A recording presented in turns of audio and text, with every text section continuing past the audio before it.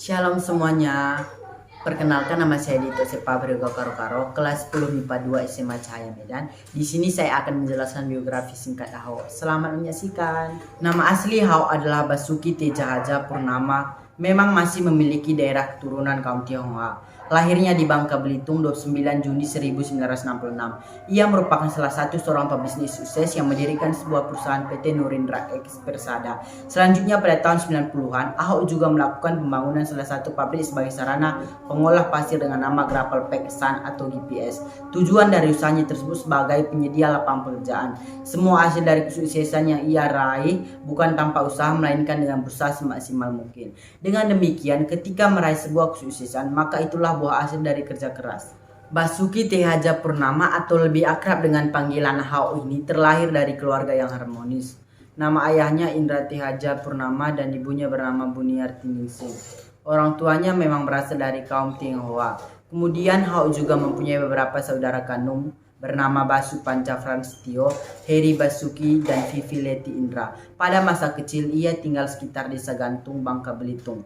Ia menghabiskan waktu bersama keluarganya dengan penuh kebahagiaan. Pada suatu ketika ia mendapatkan kabar bahwa ayahnya telah meninggal dunia. Setelah kejadian tersebut, Ahok kemudian ikut bersama dengan keluarga Misribu yang pada waktu itu membiayai semua keperluan. Saat Ahok berada di Jakarta, keluarga Misribu yang membiayai semua keperluannya. Ia juga melanjutkan pendidikannya ke jenjang perkuliahan dengan memutuskan memperdalam pengetahuan pada jurusan teknik geologi. Kampusnya bernama Universitas Trisakti dan lulus tahun 1989. Setelah menempuh pendidikan kuliahnya, kemudian Ahok berniat untuk kembali ke Bangka Belitung yang merupakan tempat kelahirannya. Selanjutnya, ia melakukan perubahan pada hidupnya dengan membuka sebuah bisnis kontraktor pertambangan timah. Nama perusahaannya adalah CP Panda. Perusahaannya tersebut memang berhasil, akan tetapi keberhasilannya tersebut berlangsung lama selama 2 tahun saja. Setelah itu, Ahok memutuskan untuk melanjutkan studinya ke jenjang lebih tinggi, yaitu program magister dengan jurusan manajemen keuangan pada tahun 1992. Memang beliau adalah sosok yang telah berhasil dalam menjalani kehidupannya, sehingga ia mendapatkan penobatan dari salah satu majalah Tempo, yaitu menjadi salah satu dari 10 tokoh yang mampu memberikan perubahan Indonesia. Kemudian pada tahun berikutnya, tepat 2007, Ahok juga mendapatkan sebuah penghargaan yang luar biasa, yaitu sebagai salah satu tokoh anti terhadap korupsi. Penobatan tersebut ia dapat dari para penyelenggara negara. Setelah itu, Ahok kembali lagi mendapatkan sebuah penghargaan yang luar biasa, seperti halnya pada tahun 2003 dari Bung Hatta Anti Corruption Awards dan lalu Gus Dur Awards 2016. Semua hal baik tersebut didapatkan hasil kerja keras serta konsistennya dalam bekerja. Tidak hanya pandai dalam masalah berbisnis, akan tetapi Ahok juga mempunyai keahlian dalam menggunakan senjata api. Ia memang sangat jago dalam menembak, sebab pernah suatu ketika beliau memperlihatkan kemampuannya saat menghadiri acara Kopassus tahun 2000. Ada banyak bisnis milik Ahok saat ini, salah satunya CP Panda yang bergerak dalam bidang kontraktor sebagai sektor timah. Untuk mengembangkan bisnis itu, maka beliau melanjutkan kuliah ke jenjang magister S2 jurusan manajemen keuangan.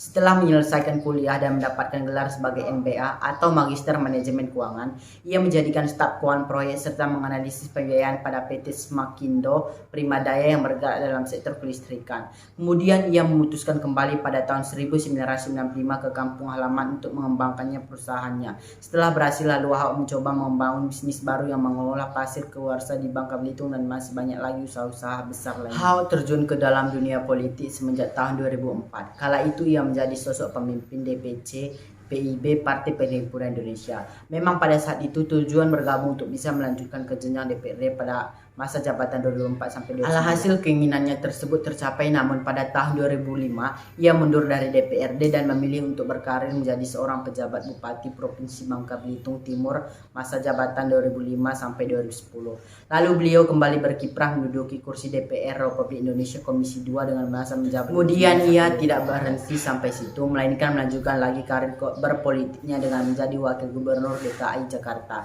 periode 2012 sampai 2017. Akan tetapi ketika Jokowi selaku gubernur menjadi presiden, beliau naik jabatan pada tahun 2014. Memang Ahok masuk penjara karena ada dugaan melakukan penistaan agama. Ketika ia menjalani masa tahanan, beliau sempat membuat sebuah buku tentang kisahnya.